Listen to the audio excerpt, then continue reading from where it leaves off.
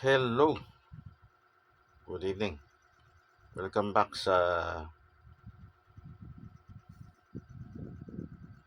Physics for Engineers. No? This is JB Tigiano.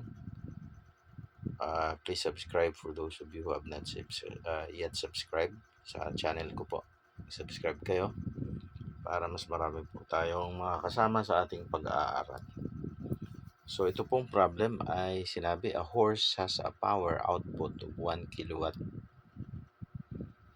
when it pulls a wagon with a force of 400 Newton.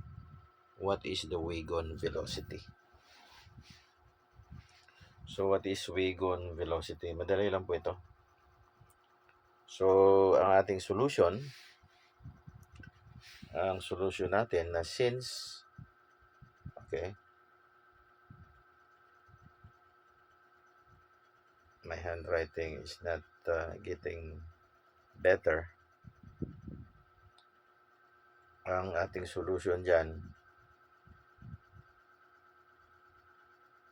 okay, since na yung P, power, pwede nating express in terms of force times velocity. Di ba? Pwede rin ganun eh.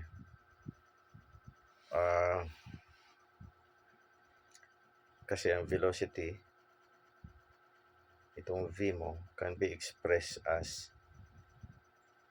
S over time. Or pwedeng distance, di ba? Height per unit. Pwede ring distance over time. Okay? So, ito yung expression ng ating velocity. So, gagamitin natin siya rito. Therefore, yung velocity mo is equal to P over F. That is equal to 1,000 watts. That is 1,000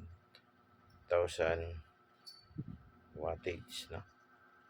Over Newton, 400 Newton. Your answer will be, bubura lang ako para hindi na tayo lilipat ng isa pang slide. So your answer will be equal to 2.5 meter per seconds.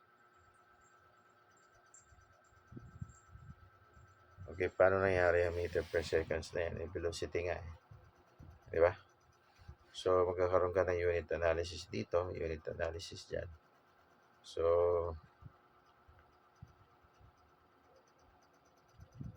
makukuha mo yan.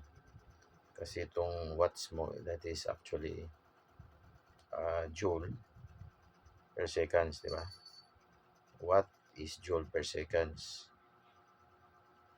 At ang joule per seconds mo is pwede ring Newton meter per seconds. Diba? So, yung Newton mo rito at saka Newton doon, cancel out. So, your unit is in meter per seconds. Okay? So, that's the answer. Thanks. Bye for now. God bless.